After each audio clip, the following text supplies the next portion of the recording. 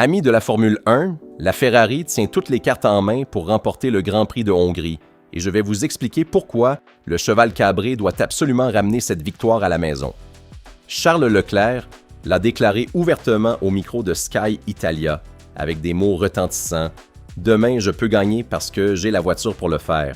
Mercedes est loin et il faut seulement battre McLaren, qui en rythme de course est moins rapide que notre Ferrari. » Les qualifications ont vu Lando Norris arracher la pole position par seulement 12 millièmes, mais les deux SF26 s'élanceront juste derrière le Britannique, avec Hamilton en deuxième position et Leclerc en troisième, dans ce que Vasseur a qualifié de meilleure qualification de la saison. Mais le facteur qui fait vraiment la différence, c'est le rythme de course, là où la Ferrari est tout simplement dévastatrice et gère l'arrière de la voiture de façon exemplaire, précisément là où McLaren peine à trouver l'équilibre.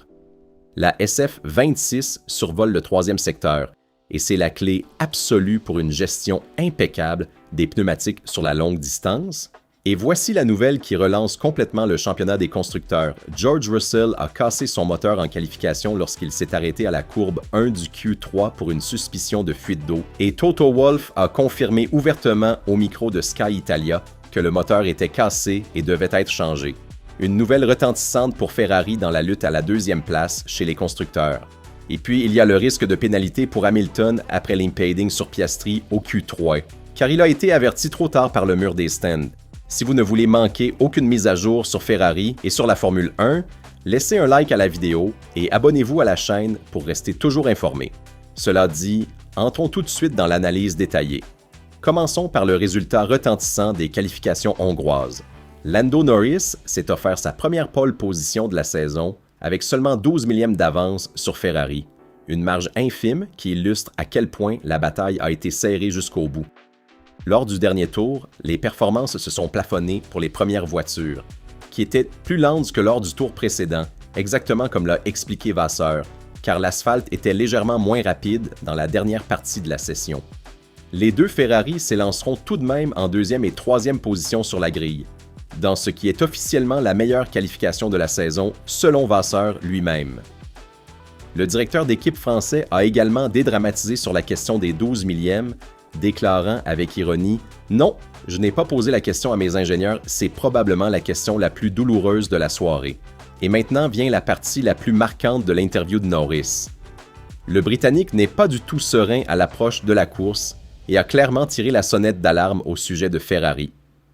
Évidemment, nous sommes dans la meilleure position possible, mais les Ferrari partent toujours très bien et ont été rapides tout au long de la saison. Je m'attends à une course vraiment difficile, ce sont ses propres mots en tant que poleman. Et puis la pique la plus lourde de sens, elles ont disputé le Q1 aujourd'hui avec des pneus médiums, donc ce sera intéressant de comprendre avec quelle gomme elles partiront demain. Elles pourraient avoir un avantage dans certaines phases de la course. Une inquiétude clairement exprimée en première personne, parce que Norris sait parfaitement que McLaren peine en rythme de course, surtout sur l'équilibre à l'arrière, exactement là où Ferrari démontre au contraire une gestion exemplaire. Le vrai terrain de bataille sera la course longue, et Norris en est pleinement conscient. Et voici maintenant l'aspect le plus important de tout ce week-end.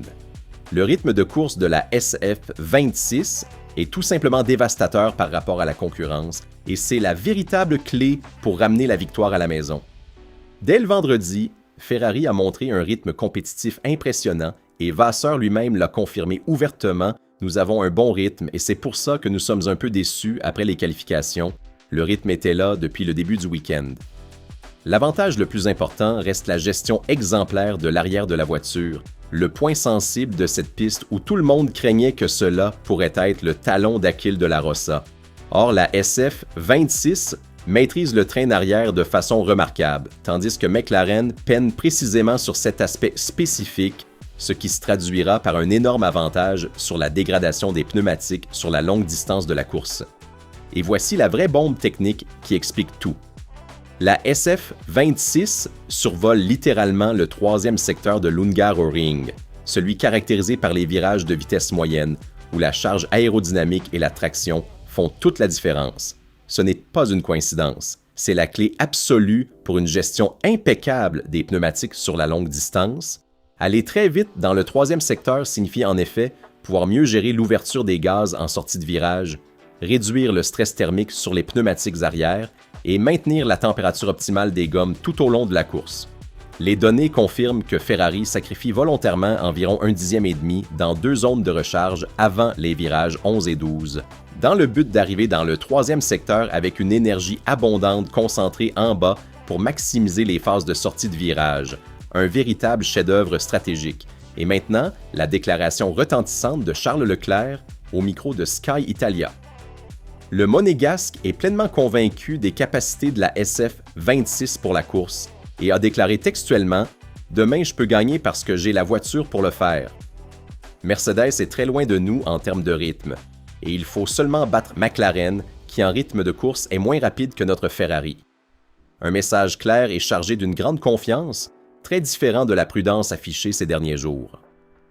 Leclerc a terminé 3e après une qualification où tous les meilleurs pilotes ont eu du mal à s'améliorer en fin de session à cause d'un asphalte moins performant, mais le Monégasque dispose d'un rythme de course dévastateur qui lui permettra de se battre pour la victoire dimanche. Avec Hamilton 2e et Leclerc 3e, Ferrari attaque la McLaren de Norris de très près et possède toutes les armes pour renverser le pronostic. Et voici maintenant la nouvelle absolument retentissante qui relance complètement le championnat des constructeurs. George Russell s'est arrêté en piste à la courbe 1 du Q3 avec une suspicion de fuite d'eau, et les conséquences sont encore plus importantes que ce qu'il semblait initialement.